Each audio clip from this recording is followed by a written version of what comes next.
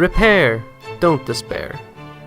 After noticing that the trigger on my CAM870 AOW was rather unresponsive and difficult to pull, I decided that it was time to fix it. To successfully fire a shotgun, you pull the trigger, which pushes the trigger bar forward, against the sear. The sear's rotation releases the hammer. The hammer will then fall on the firing pin, in turn firing the shell. So why is my trigger not working?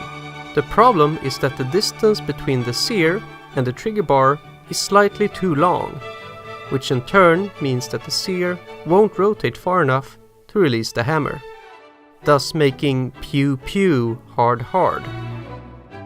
The first solution is to buy a new trigger group and replace the old one. The second way is to replace only the trigger. The downside of this is that APS don't sell black triggers, so you have to settle for colors like Smurf blue or Tacticute pink. The third option, and the one I will show today, is to transplant working parts from a new trigger to my original black one. So let's disassemble it. Trigger spring, rear pin, trigger pin, and lastly the trigger. For more detailed disassembly instructions, watch our CAM870 trigger group disassembly video. So what sets them apart lengthwise? My black original trigger bar is 18.2 mm long. The Smurf blue trigger's bar is 18.6 mm long. Apparently, roughly half a millimeter makes a difference from no pew to pew. Before I tamper with the transplant, I confirm the function of the new trigger by trying it out. Now to transplant the trigger bars. I start by placing the black trigger in my drill press vise, and using a 2.5 mm drill bit, I remove the head of the rivet. Next, I remove the head of the rivet on the Smurf blue trigger.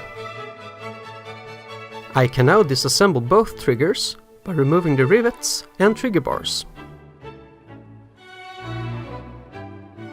Time to transplant the working trigger bars to the black trigger. This is harder than expected. I tried to use a regular M2 screw and nut to join the trigger bars and trigger, but that resulted in too much play in the mechanism. Threading the hole in the trigger in M3 won't work either, since the material is simply too strong. Therefore, I decided to turn the old rivet into a makeshift nut. Let's get to it. I place one of the old rivets in my drill press and make a 1.8 mm hole, which I thread in 2 mm.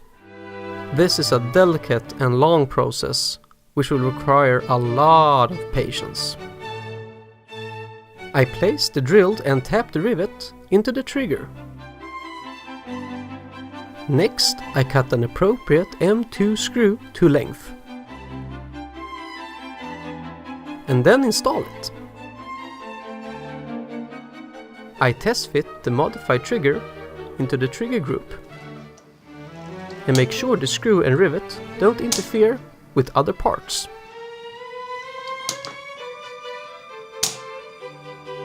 New and improved, and by that I mean factory original, kinda, how it was supposed to be, hur som helst.